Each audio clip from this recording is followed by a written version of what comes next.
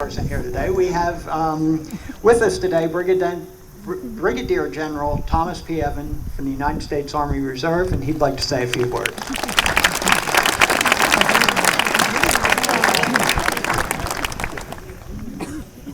You're not forgotten, but perhaps I am.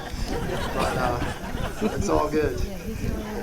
It's all good. It's an absolutely awesome honor to be included today in this ceremony to recognize our Korean War veterans. And I include not only our American Korean War veterans that are here today, but also our Korean friends, our Korean War veterans who are here today. We continue to be your friends and allies to this day, and I imagine for time eternal. So thank you all too. I served in Korea 25 years ago, not 60 like most of you. So to be included in talking about this group, I'm not worthy, but I appreciate being invited today.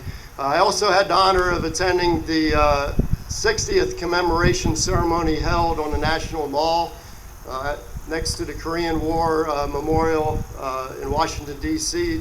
at the end of July. Did any of you here get to go to that ceremony? No. Okay, good. Yeah, that was absolutely awesome event. And President Obama at that ceremony said, and I quote, "The Korean War was no tie. It was a victory."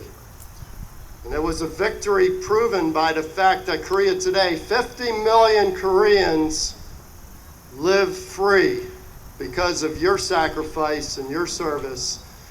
And it's one of the greatest, most prosperous countries in the world today, and even more prosperous than New Jersey, I would venture.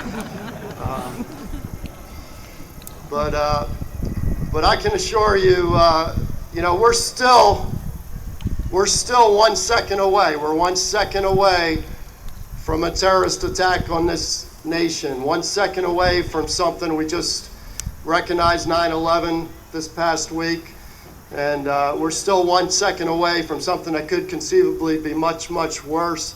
1 second away from a chemical attack, something like what happened in Syria. 1 second away from a nuclear, biological, radiological attack.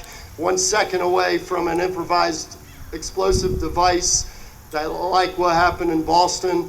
We're 1 second away, but I can assure you that the United States military continues to and remains the most capable military in the world. And we got great young Americans.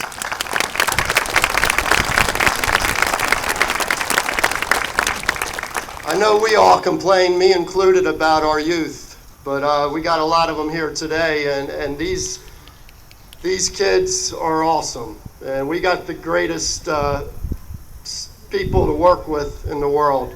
So it's not about the leaders like myself, it's about this nation, this great nation. But again, I thank our veterans. I thank you for your courage, your sacrifice, and God bless you all. Thank you.